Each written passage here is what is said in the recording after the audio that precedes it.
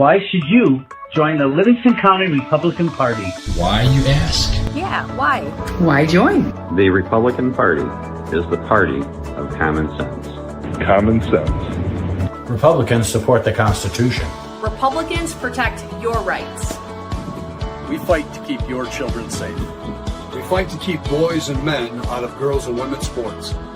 We fight to keep boys out of girls' restrooms. We fight for you. What does the Republican Party do? We help Republican candidates get elected. Why is it important to elect Republicans? Why is that important? Why? Tell me, why is that important? Livingston County is one of the safest counties in Michigan. Livingston County has one of the lowest crime rates in the state of Michigan. Livingston County has the lowest tax millage rate of all 83 counties. Republicans work to balance the budget. Republican legislators vote against raising your taxes. Republican elected officials believe in transparency. Republican clerks run elections with integrity. Republican trustees protect your rights. Republicans support our veterans. Who can join? If you are conservative, we want you in our party. All conservatives are welcome at our table. Join our activities. Join the fun. Become a member. Join us now. Hi, I'm Deb Drick, chair of Livingston County Republican Party. Our conservative message has been very well received in Livingston County, and I'm so happy to share with you that people are stepping up right and left to help. The only thing's missing is you. Come join our mission. Come join our fun. Go to livingstonrepublicans.com and click join. You'll be glad you did. Someone once said, where your treasure goes, there also will be your heart. What kind of world do you want to invest in? Do your investments fund industries that tempt people to harm relationships? What if you could be more intentional with your money? What if your investments built content that enriched others' minds? Jason Huntley, CFP, has been guiding families for 30 plus years to plan, invest, and build for the next generation. Scan the QR code now to make that first step to investing in tech.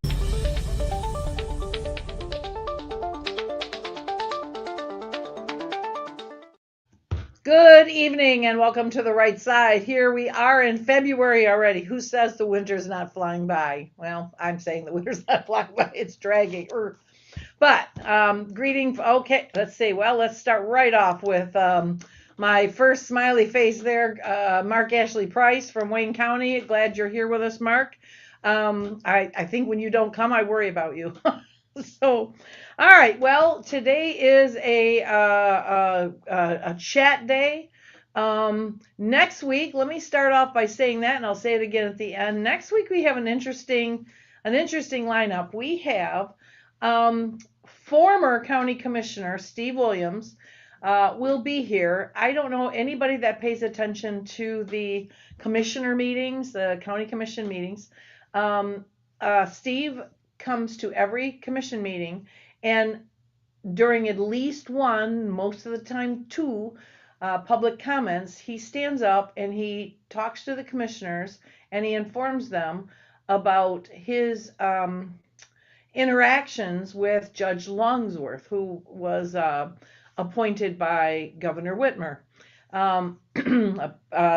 roughly a year ago. And Judge Longsworth is, I'm hearing from everybody, she's a terror. That's just what I'm hearing. She's just nasty to work with. She's rude. She's kind of appears to have what they call in inside circles black robe disease, which is basically power happy. This is what I'm hearing. So I'm going to look in. We're going to have Steve Williams here next week, and he's going to talk about what he's going through. I mean, I've listened to some of this stuff. And I certainly haven't been there every single meeting at the commission, but he's been doing this now for weeks and weeks. Apparently, she's really abrasive and really has taken some liberties. So you'll get to hear his story next week. In addition to that, we have Christina Light coming on afterwards. Christina's going to kind of talk kind of on that same topic, but she's going to talk about the roles, judicial roles and what should be happening. where judges step out of line and what should be happening, what shouldn't be happening. So it'll be an interesting, and then we'll talk about anything that anybody else wants to talk about too. So that'll be next week. So for tonight, we have Hodgepodge, which is basically there's a whole bunch of stuff going on that I'm just going to tell you about. And of course, I always welcome comments and thoughts from anybody watching. So jumping right in, let's start with the county convention. We have our, Livingston County has our required county convention, February 26th, I believe, starts at 6 o'clock at Floodgate Church, and that is on, that's in the old Striking Lanes bowling alley, what used to be the Striking Lanes bowling alley on 23, just barely south of M59. So we're gonna have that there.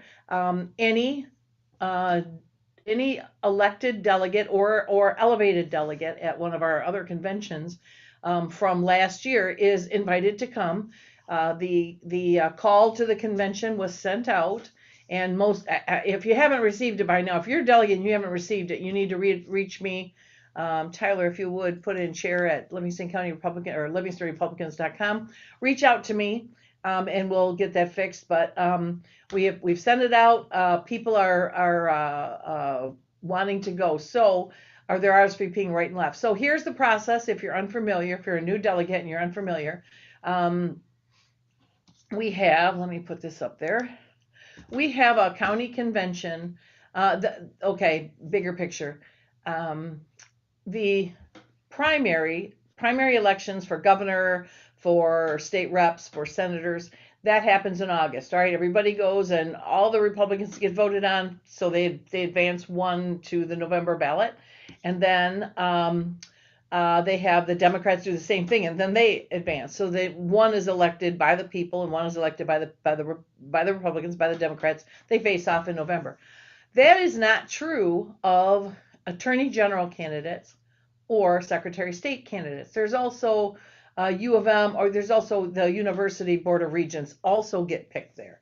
So let's just stay with secretary of state and attorney general. The purpose of a convention is to select the primary winner of the this is a state convention of whatever the secretary of state candidates are, whatever the AG candidates are, and then the winner at the convention will advance on to November to take on the winner of the Democrat convention. I got to tell you, it's in my personal opinion, this is terrible. Our secretary of state and attorney general candidates should not be selected by just a few people.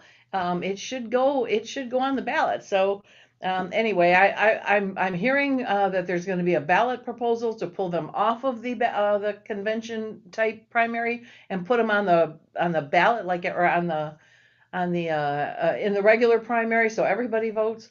Don't know if that's going to happen. I'd like to see that happen, and if that happens, I'm going to be passing out the petitions, that's for sure.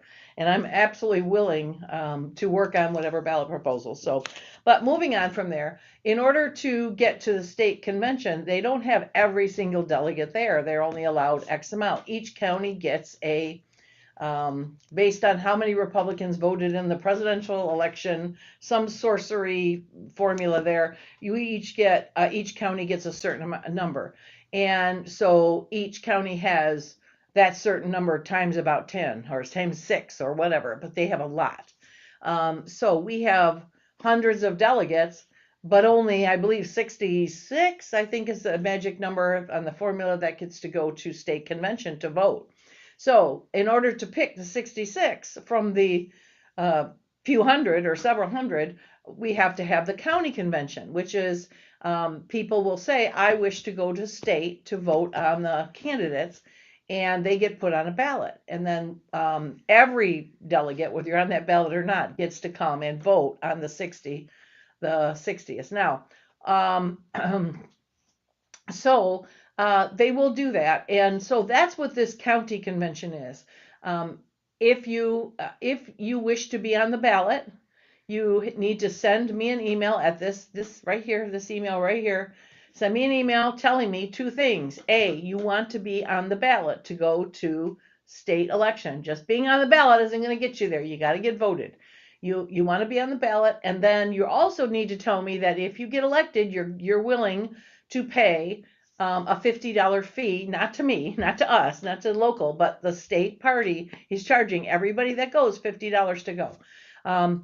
Some people say that's a good idea. It weeds out people that don't really have any interest, and some people say it's terrible. But either way, it's not out of my control, and I'm certainly not getting any of it. So it's like the local party isn't doing this. This is a state party, so it is a state thing. So two things: I want to be on the ballot. I am a delegate. I want to be on the ballot, and I'm ready. I'm okay with paying the $50. You can do that. You can get on the ballot. You have until this Sunday, I want to say some 4:00-ish to get on the ballot. The county convention, no, not this Sunday. It's usually the Sunday before. But anyway, just do it now. Don't put it off, please. It's going to be the 26th. And, you can write me questions at this email right here, and I'll answer anything. I'm pretty approachable. I will answer anything you have.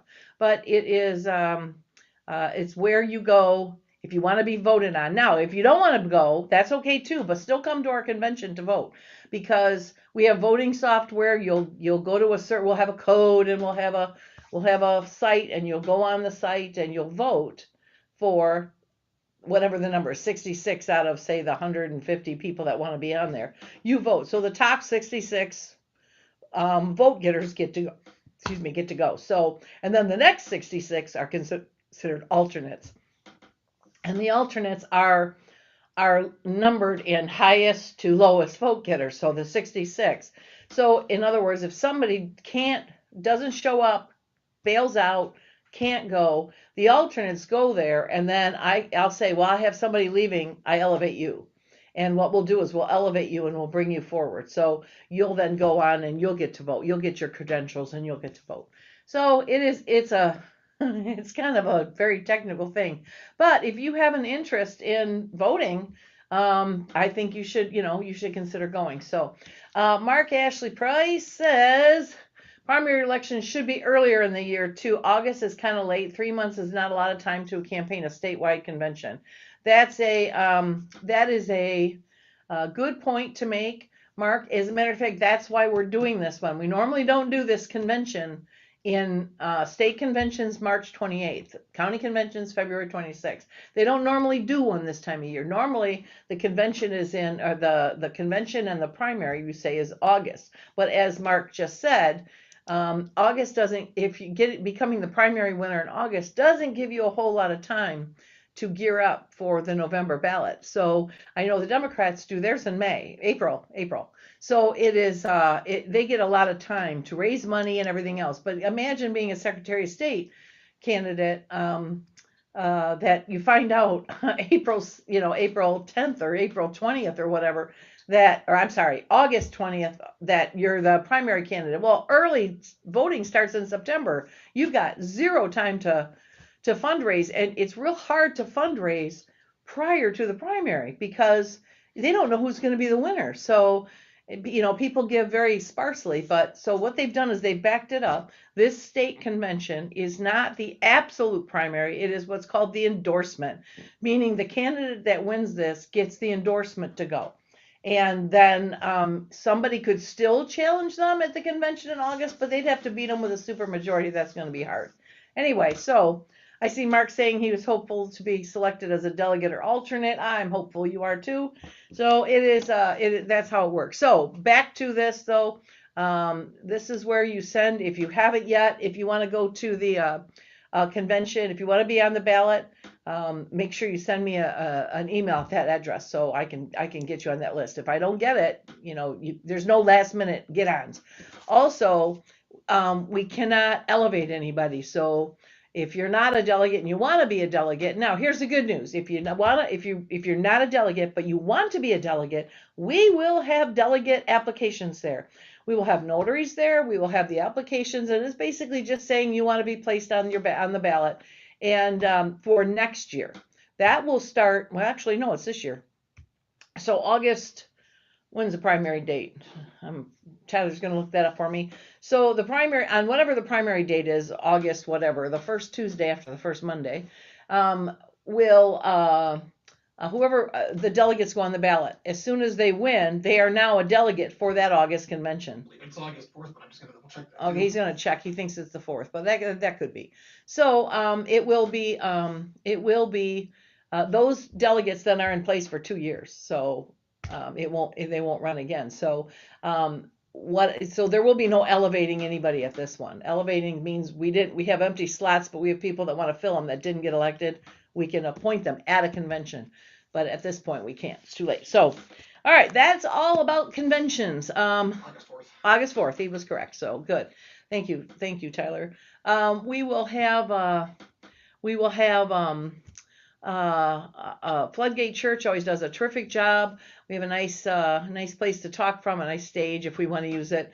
And candidates or their representatives are welcome to, talk as far as candidates for the Wayne State, the Michigan State, Michigan, or the Attorney General or the Secretary of State. So it is not uncommon to have the candidates stop by and want to speak. It is also not uncommon to have somebody speaking.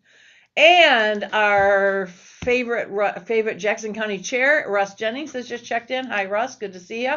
We're just talking about the convention. I'm explaining what that is. So we've got that. So that is coming. So that's our next big thing. Well, so here we have some other things too. I don't have the flyer. I should have the flyer. I wish I did. What we're going to do is we have on February 11th, I have a new candidate training. So if you are going to run for something, and I've got, I think, eight people coming so far, and we Republicans are horrible at signing up early, so that's good that I've got 8 that have done that. But we've got probably about 8 people at this point. Even if you're not signed up to run, even if you're not ready to run, but you want to sort of learn about what you're going to need if you decide to run for something, this is a good one for you.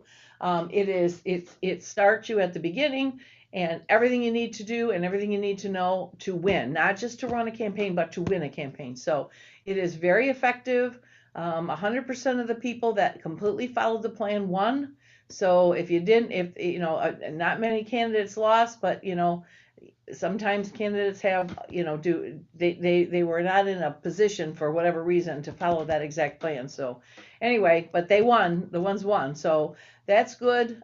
We have a great record, and I'm going to try and have some elected officials there to kind of talk through maybe examples of what I'm teaching. So it's good. We've got a good group coming. So if you're a Republican and you want to run, here, let me go back. I should just leave that stinking thing up there, shouldn't I? So right there, give me RSVP for February 11th. It's a Wednesday. Yes, Wednesday. And it is here at the Victory Center from 5:30 to 8:30. And there's no cost to it. So just go if you want to come. So let's see, that's that. On the 18th, we have a meet and greet. We have back-to-back meet and greets, and I let the candidates pick the dates they're available. So Bill, here comes Vice Chair Bill Reiber. Take advantage, people, and he's talking about that class. Bill was absolutely at every one of my workshops that I had last year. Bill, were they worthwhile? Did they help you? He was, I believe, the top vote getter in his group. So I'm glad that he'll be there. I'm glad that he came. He's done a great job in his election. So on the 18th, as I started to say, we have a meet and greet here at the Victory Center, and it's going to be kind of snacks, and it will be gubernatorial candidate Mike Cox, Attorney General candidate Doug Lloyd, and Secretary of State candidate Anthony Ferlini. All 3 of them will be here on 18th from 6 to 8.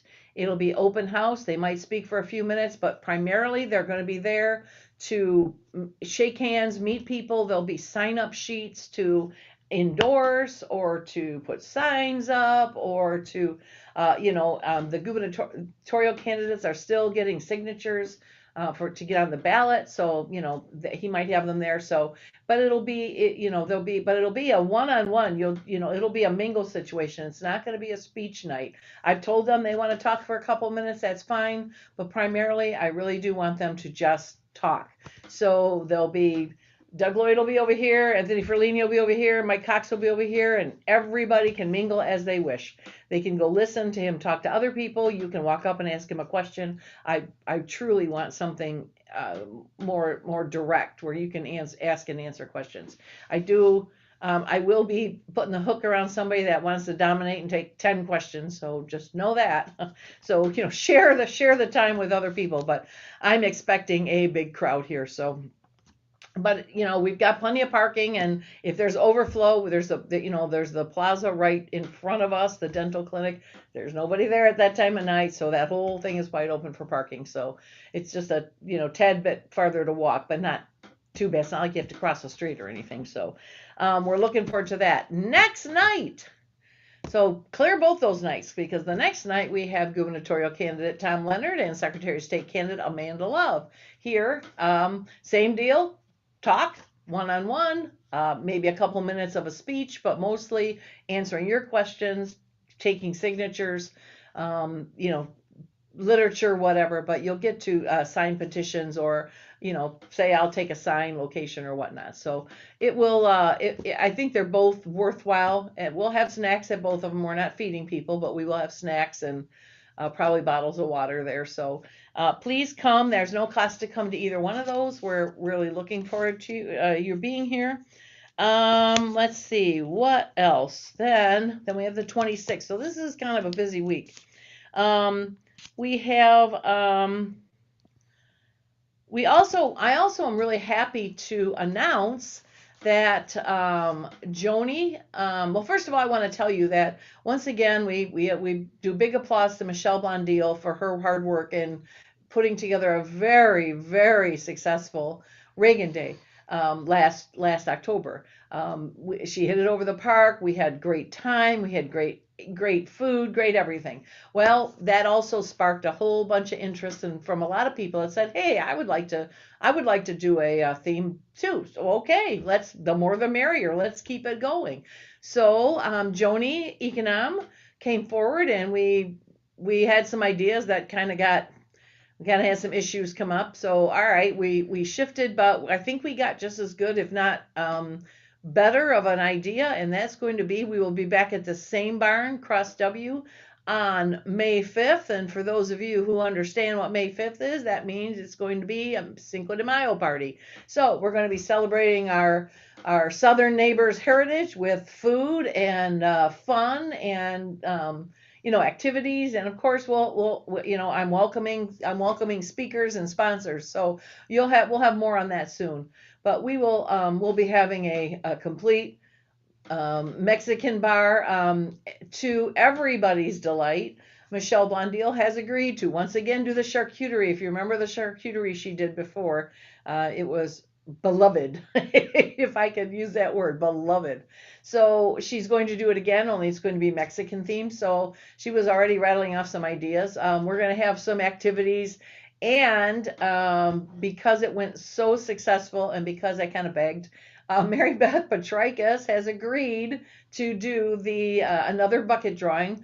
We'll make a couple changes on that. First of all, the bucket drawing itself was terrific. We had great prizes. We had great interest in it. It was fun, but drawing each one individually ate up way too much time. So we will not be doing it that way again. We'll probably take the top three, the highest bidded top three, and then we'll draw those publicly, but the rest of them we'll post, and then people can just go check their ticket against the number, and then just go claim it from a separate table. So that way it's not taking, everyone's sitting there. I think that took 45 minutes. So, hey, you live and learn. So anyway, we won't be doing it that way, but we will be doing it again. And this time, Mary Beth has asked for a kind of a partner in crime on this. So Rochelle Huntsman, our LCRP secretary, will be helping.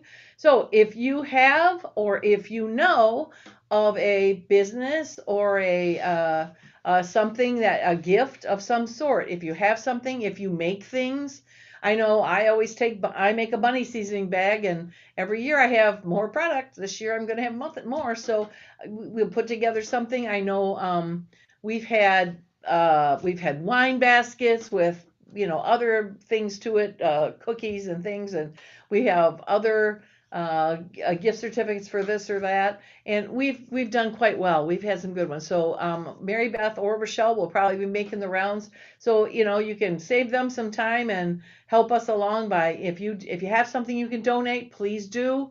I'm also well, nope, not going to talk about that because we have to vote on it. So I have to vote on something. I've asked for something in the budget. The budget committee has my finance committee has agreed it was a good idea. So I have to put that in front of the LCRP. That's a activity in February. I forgot to say February 5th, February 5th, this Thursday, 2 days from now. That is our monthly meeting at REMAX. So please come there. We will be voting on the budget, and we will be talking about a couple of bylaw amendments. That's probably the most business we've had to vote on in the last year. So anyway, but yeah, so we're going to be doing that. I'll talk next week about the other thing that we're going to have there at the thing. So that's our May 5th, Cinco de Mayo. We're going to have that. It's going to be fun. We're going to have our favorite bartenders back again. Everybody really liked Jacob and Matt. And so they're coming back with the other roommate, Sad, and they're coming back, all three of them, and that way we're going to have a good cleanup crew at the end and everything. So it's going to be such a fun night. So if you have any ideas for the Cinco de Mayo, we're looking for kind of activities. I think we're going to have some adult piñatas that we're going to sell tickets to go up and whack at, and we'll have prizes and things like that. So you have the best sombrero will win a prize, whatever. So go find your Mexican shirts and your sombreros and bring your, what are those things called? Those things, I can't remember what they're called. I can't think what they're called. The little shaky things. So anyway, bring them and we'll have fun. So all right, that is May 5th. So one of the things, probably the big news these days is what is going on with the Attorney General race. For those of you who, Tyler, if for those of you who have the Right Side News, I have a corresponding kind of blog that talks similar things, but it's more, it's more in depth and more written, and it's www.therightside.news.com. And I post if I learn something or if I see something going on and it needs to be discussed or it needs to be explained or whatever, I will post it there. I don't, and my rule here is we don't talk negatively about Republicans, which is, I hold by that. But I recently wrote an article that I kind of agonized about for a few weeks. It was bad, and I sought out counsel on whether or not I should bring it out because it was so sensitive. And it was one of the Attorney General candidates, Kevin Kiefsky, or Kevin Kajewski, he says in English, it just was recently discovered that, or at least recently printed, that he has a domestic violence police arrest. And that the way I read it and the way I double checked with prosecutors to make sure I read it right was there was an accusation, a report was filed, it went to the prosecutor. The prosecutor then deemed there was enough to prosecute. They went forward, and the victim, who was his wife at the time, the victim had said something about, it's in the police report, something about worried about losing the job, worried about losing the income, so drop charges. Okay, that's fine. I am not, I've been around that kind of thing long enough. My husband's a defense attorney. I've been around that kind of thing long enough to know that just because there's an accusation doesn't mean it's true. And so I would not ever take a stance on saying, yep, that's true, or no, that's not true. But having said that, the police report exists. It was deemed by the prosecution that it should go forward. The victim bailed out. That in and of itself is that the end of your life? No. No. Is it earth shattering? No. Can you live a happy life and a healthy life after that? Yes. Can you run and win for the top law official position in the state with that on your record? No. In the article, and the article is called electability, which electability versus likability, which wishes and which wins. And that is, we've talked about electability before, but it is a electability, and those of you who've taken the workshop or will take the workshop, you'll understand, or you have understand when I talk about Drick election pie. And there's a combination of things that make you electable. It can be your personality, it can be your charisma, it can be your experience, it can be your sign locations, but it's a combination of them, right? That's what makes you electable. Having one thing, like all the experience, or one thing, a lot of money, it's not enough if the other person has a bigger section of the pie, right? So that's what makes you electable. And that is what, when I do my workshops, I talk about all these things, and Bill can attest. What do I talk about in these things? How do you become electable? How do you develop these things? And we break them all down and we talk about them. So those of you who come to the February 11th class, you'll hear this. But there is also something that is not talked about often enough because it's not always pertinent, and that's called reverse electability. And what reverse electability is when a incident happens or has happened, and it absolutely destroys or dooms any chance of winning an election because it's there. Now, those things tend to be relative, all right? For example, if you have a history 10, 15 years ago, you bounced a check and they had to come and sue you for it or whatever, okay? So it is, let's say you bounced a check. Could you win a school board position, or could you win a county commissioner position with that? Yes. People tend to think, yep, you make mistakes. But if you were to run for a treasurer position with that on your record, no. I think that would be used against you in a big way that, well, you can't even operate your own finances. Why on earth? That's what would happen. So it would be foolish. If you got a drunk driving ticket, all right, could you still get a good job? Could you still, or whatever, an arrest, could you still get a good job? Or would you lose your position as a township trustee because you got a drunk driving? Probably not. Would you lose your position as sheriff if you did? Yeah. Or we've had that happen, not sheriff, but a high-ranking law enforcement official in Livingston County had one happen, and yeah, he left. He had to leave because it's relative to what you're doing. So is having a police record claiming a domestic violence incident, would that doom him if he ran for judge, or if he ran for county commissioner, or if he ran for state rep? Yeah, probably not, maybe, but probably not. But running for the top law enforcement position in the state with that on there, with a police report, no. And here's what's going to happen. You have to remember that the only Democrat candidates for AG are prosecutors. Okay, let that sink in for a minute. They're prosecuting attorneys. They have access to every single bit of this record. There's nothing about this record they can't get. So I know this. If he were to emerge as our candidate from the convention, if he were to emerge, the most likely, either any of the Dems, but the most likely winner is going to be Karen McDonald. And here's what she's going to do. She's going to have a picture of Kevin, most likely in something like AI in a white beater shirt, and with a police record. It'll say arrested. It'll say charged with domestic violence. We'll get hundreds of these postcards, the big postcards with his picture, with a mug shot, with everything. It'll all be there. And the police report will be all over the place. It'll be in every single mailbox, everywhere. It'll be on billboards. It'll be on the newspaper, on the radio. Nobody will stop talking about this until November. That's if he's our candidate, because they know it's going to doom the ticket. And that right now, and this is something I cannot stress enough.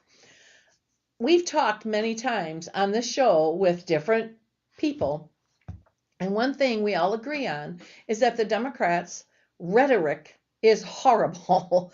They've dug in. They're still stuck on, illegal aliens. I mean, look at Minnesota. That's exactly the kind of stuff they're still talking about. They're talking about defending the rights of the boys and the girls' bathrooms, everything that we stand against, right? So, but their message didn't resonate. That's why we won so big 2 years ago or a year and a half ago. That's why we won. So, all we need to do, we are poised to win again. Michigan is poised to become Republican. All right. They've done the work for us. We have a good message. They do not. We deal with parents and realistic world of parents where we're keeping their kids safe. We're preaching safe borders. We're preaching safe bathrooms. We're preaching safe sports. We're preaching safe locker rooms, right? And we are poised. So in football terms, all we need to do is hang on to the ball and cross the 51-yard line and we win. That's it. And frankly, I don't even know if we have to cross. We just have to hang on to the ball. But if we lose the ball because we're stupid or we get penalties or face masks or targeting or something, we could lose this because of something we do. We're not going to lose because of something they do. Their message is a mess.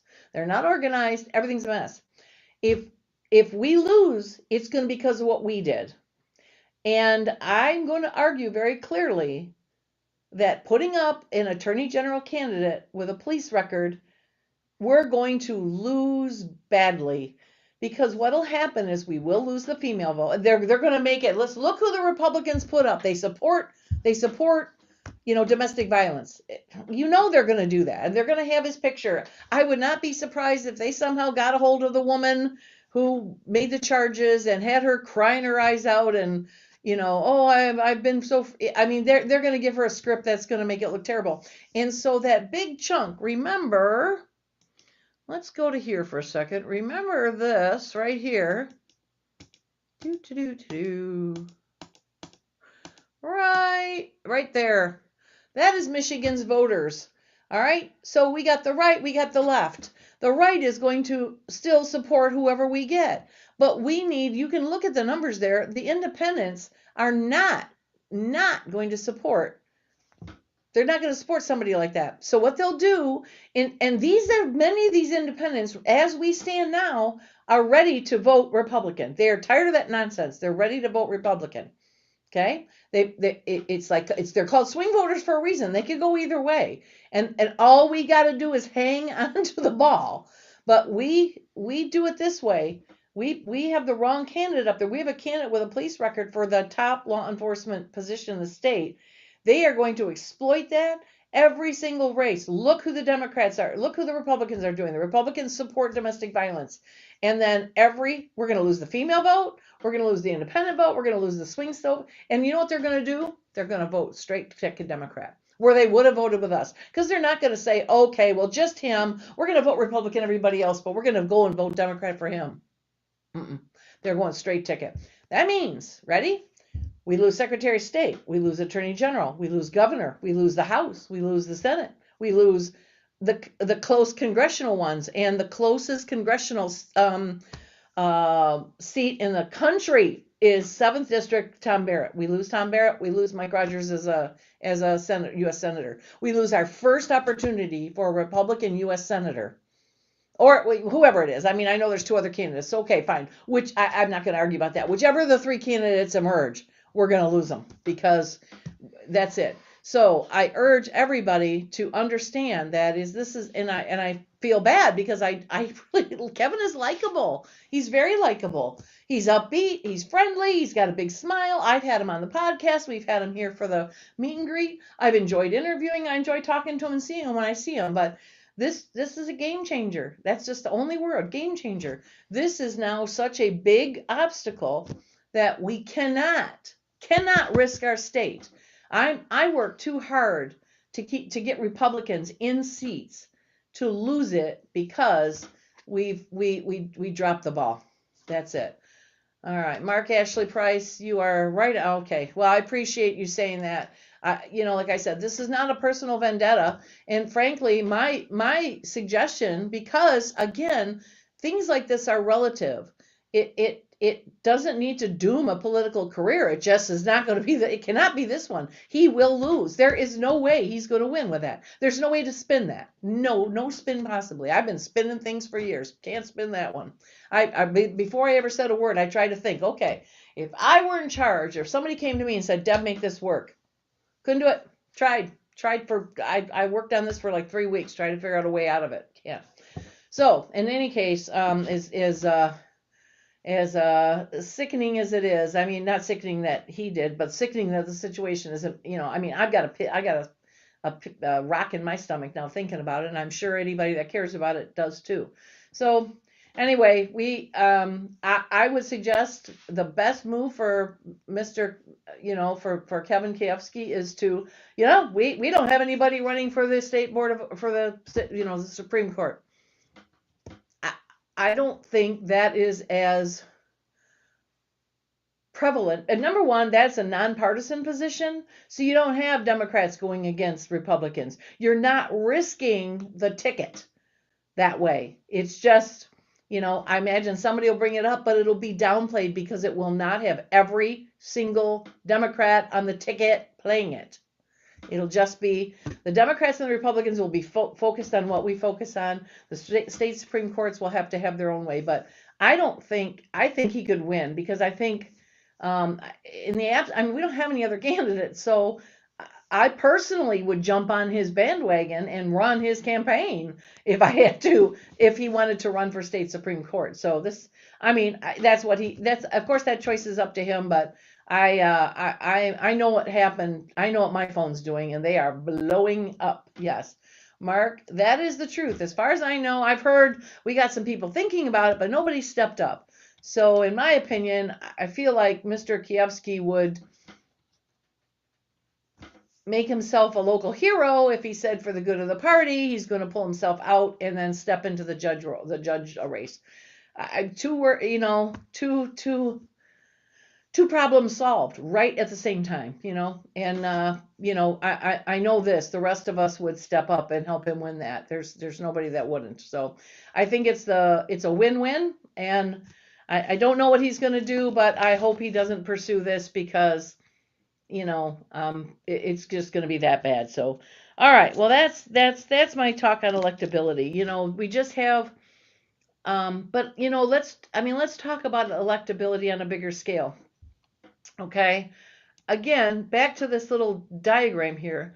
So when you're talking about the left and the right, and this is your basic makeup. People think, hang on, right here. People think that's what it looks like in Michigan because we're a purple state, right? It is not. That's what it is. And those independents, some of them are kind of left, they're kind of like center-ish Republicans, and the ones on the left of the center line there are sort of centrist. There's some centrist Democrats in there too that are, swing back and forth. But they're that big purple area there, those people will go back and forth. They're not necessarily locked into Democrats or Republicans. And so if we continue, if you look back at the candidates that have tried to run for statewide office and lost, you would not put them in the purple section. You wouldn't even put them to the left of the red section. You'd put them almost all the way over, right around the H. And a statewide candidate is something just ran off the table. We have a ghost in here with Tyler and I. Yike. So there's right about that H is where some of these candidates go. And that's fine. They're going to win a primary because they're the most Republican. But you put them up against somebody more moderate, they're going to lose every time. This is a purple state. Direct election math. You cannot put numbers where they don't belong. You cannot just wish more red in that scenario. It doesn't. It's not there. So you got those middle people. You need to convince the middle people to win a statewide race. Now, having said that, I just want to be really clear. That's statewide. Local's different. Livingston County is very, very red. I think I have a slide. That's a swing district voter demographic. Places like Jackson or there are places that really balance. They have a very tight one. This is Livingston County. We have a great big chunk of Republicans, and we have a growing chunk of blue, but mostly this. So you can be as far right in the red and still win in Livingston County, because that's how we balance it here. But when you're talking about statewide, there's just not enough in that red section to the right to add up to a win. Not if a bunch of the center is voting with the left. So anyway, so you've really got to have somebody a little more moderate. I know that people that, we have the dominionists, as we call them, or the purists that say if you're not far right, you're not worth the time, or you're not worthy of, or you're no different than a Democrat. Wrong.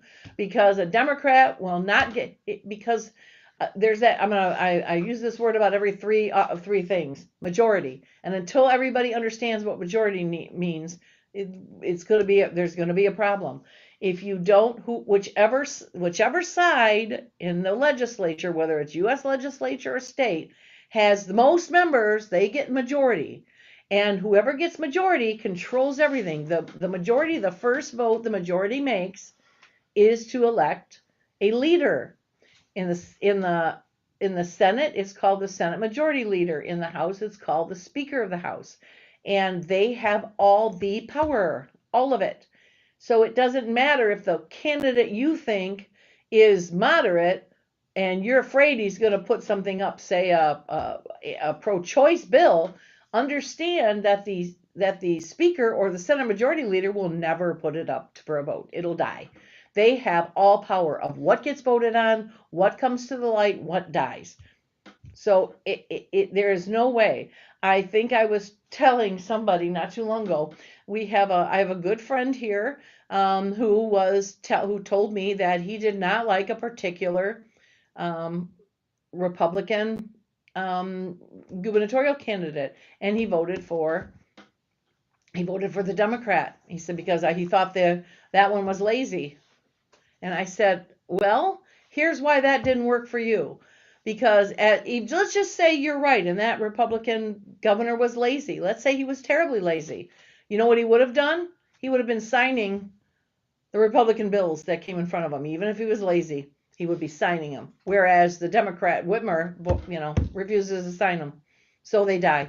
So whether or not you get a lazy guy or not, it's the reason I'm trying to show you the absolute, positive, without doubt reasons you need to vote for the Republican, even if you don't like them.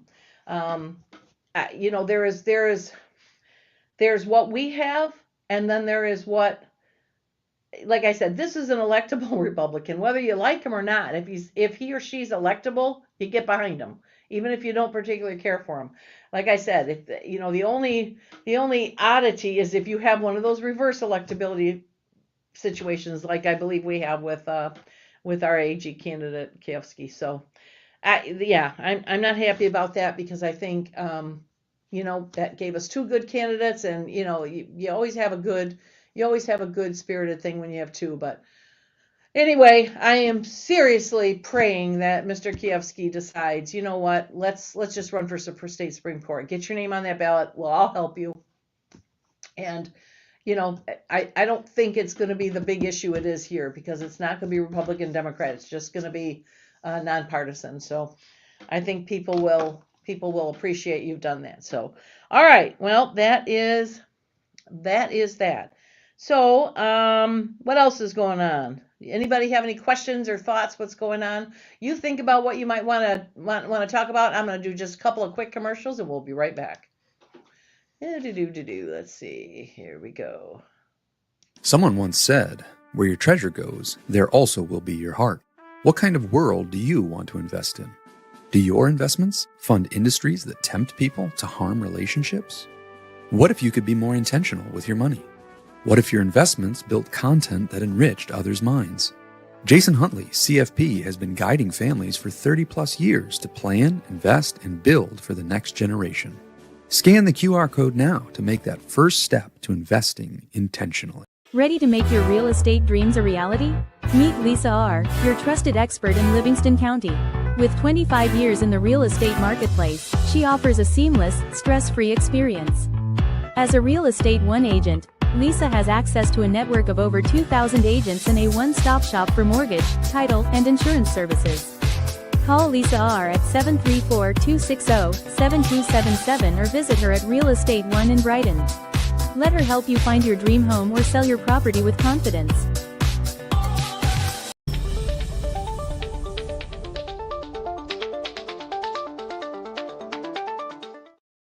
Okay, that was quick. Tyler reminded me of something today. We were talking, and first thing is, somewhere on here is a subscribe button. Would love for you guys just to click subscribe. It doesn't cost you anything, but it helps us with subscriptions. It helps us get ads and things. So speaking of ads, anybody looking to put an ad on here, we have a very low cost. We charge $25 an episode, so we're easy to. You just send me the video and we'll play it. So for $100 for a month is and we'll play it once or twice, at least once, more likely twice per episode. So $100 you get a whole month for a month's worth of stuff. So let's see. Please ask people to run for the state Supreme Court. Nobody currently run. Yeah, that blows my mind too.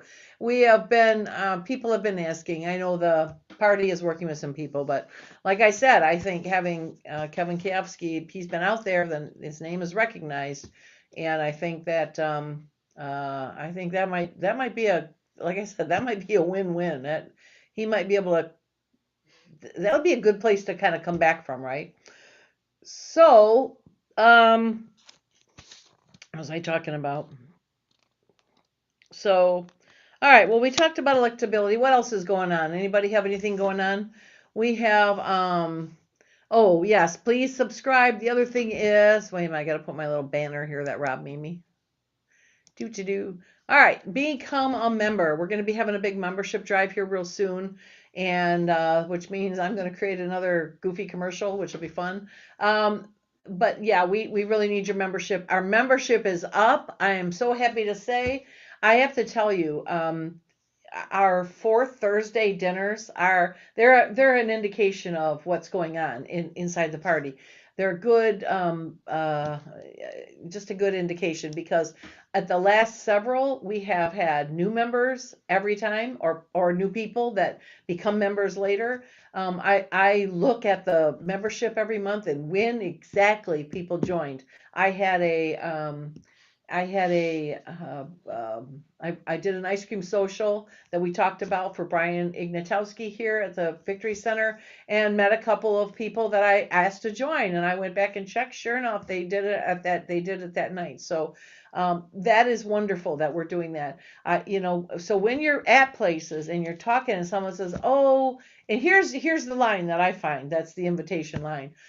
"Oh, I've been meaning to get involved. I'd love to get involved. I just need to find the time, blah, blah, blah." Okay, they mean that. And I know they mean that. And I'm excited by that.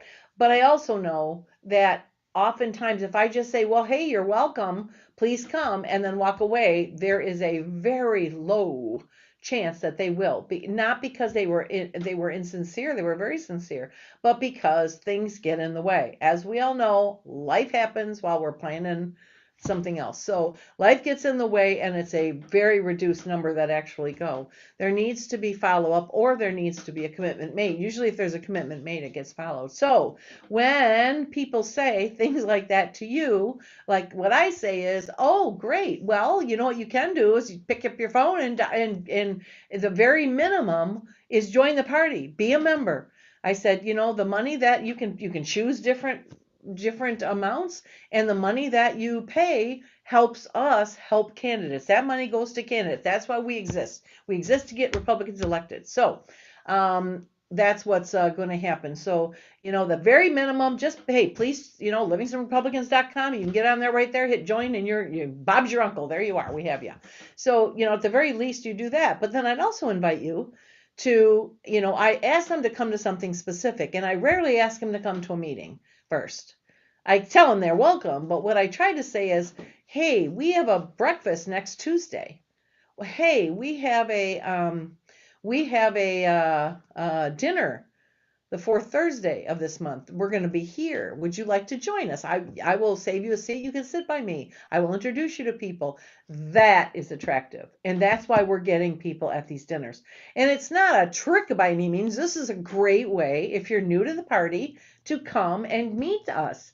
Get to know us. It's very low. It's very informal. You talk to the people next to you. You talk to the people across the table from you. It's like-minded people. Nobody's going to, you don't have to worry about what you say, because, you know, the people next to you might be screaming at your MAGA hat or whatever. That's not happening. You're amongst friends. So this is a good place for you to be. So I will tell you that next Tuesday is our monthly membership breakfast, and like I said, anybody can come, and we encourage you. It is, I'm going to ask Tyler to look on I think there was just a email that came out with that. There is an email that we just got, and it's is it Leo's that we're going to? I don't know. I think it's Leo's in Heartland. Pretty sure it's Leo's in Heartland that we're going to this time, and it's I want to say 9:00 on this next Tuesday at Leo's in Heartland. You just show up. I mean, you can, if you email me, I'll save you a chair. That's fine. Let me go back to that. Got the email, but apparently it's broken. Oh, okay. Well, yeah, it's hang on, right there. So email me here, and I will confirm it with you, or I will save you a seat. But if not, just come. And we have other new members every month. We've been having new people at our dinners. Now we don't have a dinner this month because we are having on the fourth Thursday. We are having our county convention. We were told we have to do it on that date, so that was not. It was up to me. I would have done a different date. Still had our dinner. Just a couple of kudos here while we're talking about that. The monthly membership meetings by Sharon and Mike Staton are, you know, they're doing. Our membership chairs are doing a fabulous job, Mike and Sharon Staton, and they are they without fail. Sharon, I gotta hand it to her. I'm gonna give her some major kudos here. It is not easy just taking on something new. And I'm not talking about the committee. She's very good at that, and that almost seems to be the easy part for her. They are both very friendly, and I frankly cannot think of two more friendly faces I want people to meet when they first join. So it's wonderful that they do that. But Sharon had zero flyer making abilities, none. I started her off on Word. I remember I've been to her house a couple times, kind of walking her through just Word, and then she jumped into Canva feet first. And so she's making these flyers, and you know, I mean, I go through them, and we, you know, I might say, okay, over here, look at here, and we share the thing, and I say, you see, if you do it this way, you got, oh, okay, and she learns, and she's, I mean, good for her. Good for her. I know that's not easy. I'm currently trying to learn TikTok videos, and I'm pulling my hair out, but good for her and she's doing such a good job. So, she and Mike is terrific at helping set up I can always count on him without even asking. He'll call me and say, hey, I'm going to go over to the Victory Center the day before this event and set it up for you. Thank you. I just those thoughtful things. Mike and Sharon are terrific.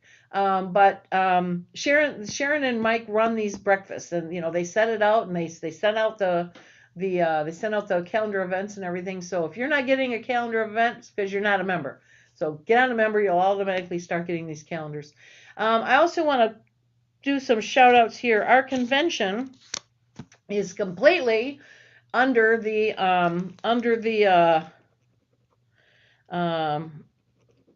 let's see, okay, of Bill Reiber, our vice chair. He was on here a little while ago, so I want to give major kudos to him. You know, being the chair, especially getting so many things done at once, I can't do all this. I can't do it all. There's just no way. And so I think that's why some parties have issues. They can't grow, they can't get this done or that done, because it's all on them. And either they don't have volunteers, or they don't, you know, they'd rather have their own fingers on it. Okay, that's up to them. You know, I don't, that's their rule. I can't do that. There's so much that needs to be done. I don't have time to keep my fingers in everything. So, you know, what I depend on is passionate people that have good follow through, that do the work and do it well.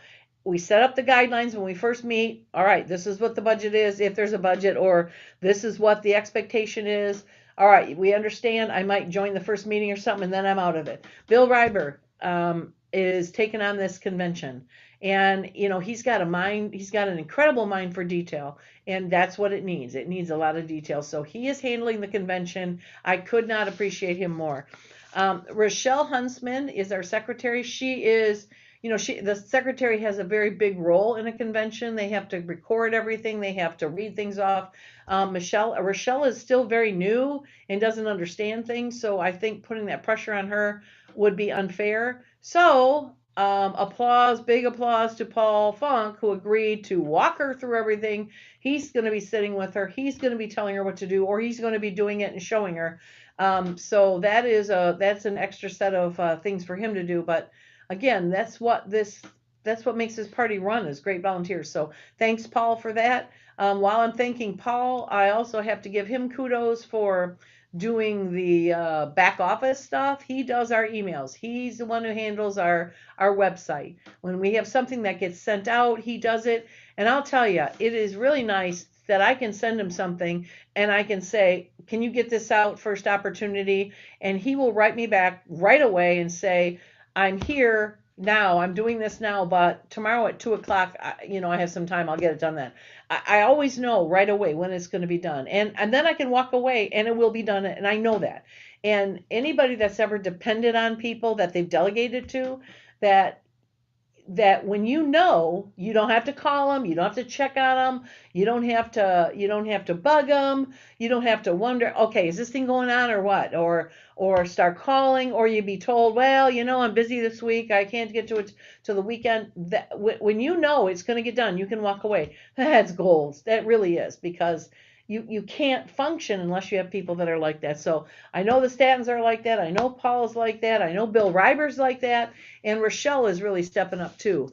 As I said, Rochelle stepped up and said, hey, yeah, I'll help Mary Beth with the bucket drawing. So they're going to be meeting this week and set up their stuff. I'm meeting with Joni tomorrow, and she's my next applause. Joni and Tom won a new award that I set up for them last year, and it was the Sunshine Award or something like that. It was basically the people that showed up with a smile on their face and was always ready to help out.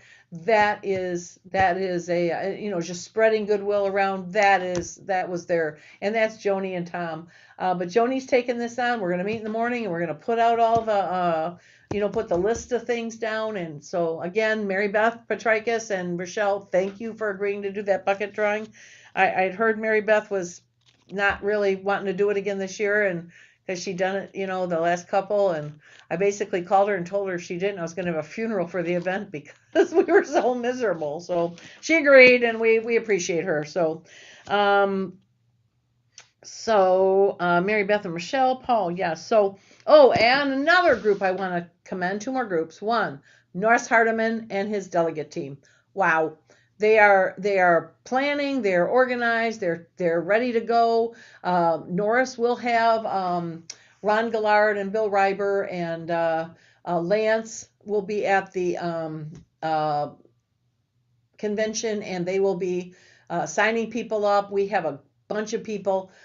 As always, one of my favorite volunteers is Elizabeth Bonner. She'll go where she's asked to go. Where we need somebody, she goes. And, she's so experienced at stuff that You just can't, you can't help but just appreciate that. Again, it's that, okay, she knows what to do. I'm out of here. I can go handle this problem over here. Sometimes there's things that nobody knows what to do but me. Okay, I got to go focus on that. But if I got someone like Elizabeth, go ahead, do that. I'll never get in your way. So that's good. So we have a bunch of volunteers that have signed up.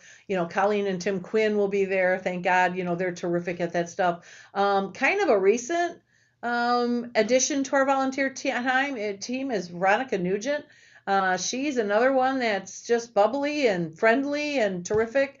Candy Hovarder is going to be there, I think. And, but she's another one that just shows up and is willing, and, you just love stuff like that. And the last people I want to really commend and give hats off to is Jim Detling and the finance team of, the chair, Tom Econom, and Joe Leginus, and Don Adkins, and Ron Gillard, and I'm forgetting somebody, Doug Moore, and I'm going around the table here. It was Joe, Jim, Tom, Ron. Okay, that's it. So our finance team, and Norris just agreed to join on it. The finance team is a vital team because they oversee all the numbers. We set the budget together. They tell me whether, this is unrealistic or we shouldn't or we should. They have to approve anything. They have to approve that budget. I don't get to approve it. I can put requests on it, but they approve it. And then I can stick with it. So if they've given me a line item of X amount for flyers, let's say I get this much for flyers for the year, I can just go buy the flyers. I don't have to say anything to them. I just turn the receipts in and we're good.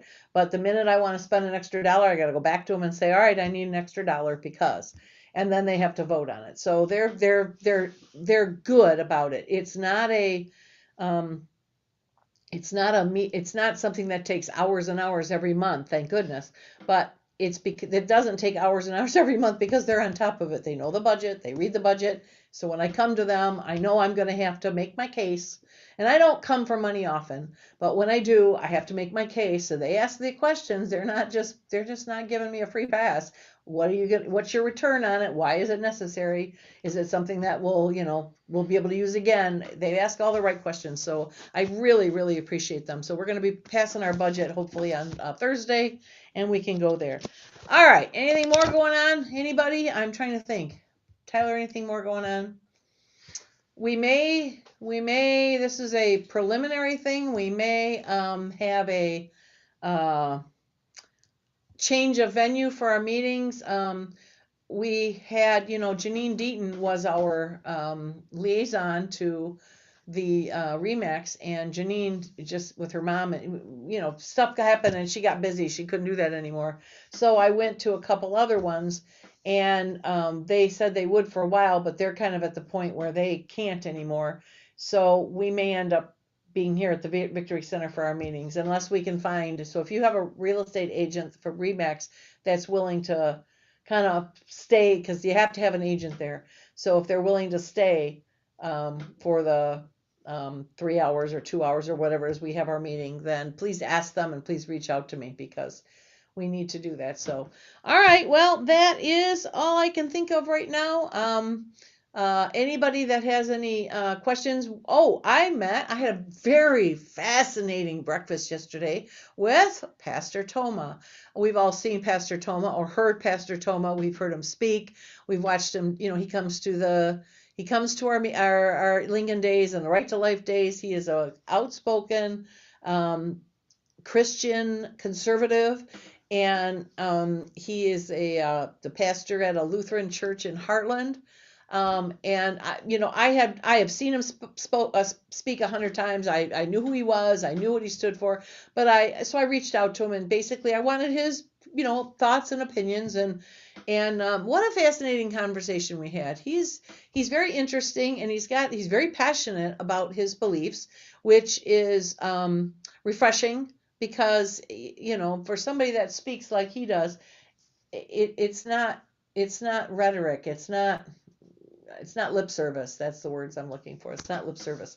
So he's agreed to be on the podcast here in the future. So, watch for that. Matter of fact, I've asked him to write up some of his thoughts because I let him go. He was interesting to hear. So I suggested that he consider writing, when he gets an opinion about something, he wants it out there to the Republicans. I would publish it for him on the Right Side News. So we did see, I want to also make sure the Right Side News is full of opinions and things about kind of summaries of some of the stuff we talk about. So you get some time, peruse through those. Some of the articles are news and some of the articles are just opinion, but kind of like it's a written version of some of the stuff we talk about. So, you should look it up. It's an interesting thing, but I've asked him to, put a couple of columns out there for us. So that's going to be interesting. So we have that. I'm looking forward to him. He came up with a date. We're already booked, so I can't do that. But I'm waiting for him to shoot me another one. So I'm really, really looking forward to it. I found my visit with him very, very interesting, and I was really happy to have met him. That is all I can think of. So we have a short meeting tonight, but that's okay because I think we covered some pretty vital stuff. Again, please consider looking down here at this little ticker tape here and livingstonrepublicans.com/join, and we'll take you right there. But yeah, we could, we really need your help. We'd love to come to a meeting. You want to come to our meeting at REMAX at 7:00 on Thursday? You are welcome to come. If you want to kind of meet some people first, that's fine too. Come to our breakfast Tuesday at Leo's in Heartland. So it is a good breakfast there, and like I said, we've got some new members at every one of these breakfasts and dinners. So I'm real excited about.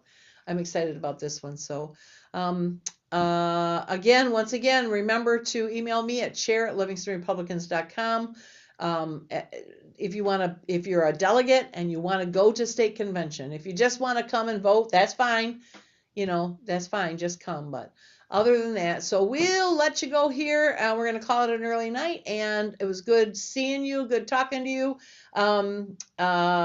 If anybody comes up with anything interesting, or you want to hear about something on a future podcast, or a suggestion for an interview or somebody to get on here, please email me, chair@livingstonrepublicans.com, and I'd love to have your ideas. So, okay, good night and have a great week. We'll see our EC meeting.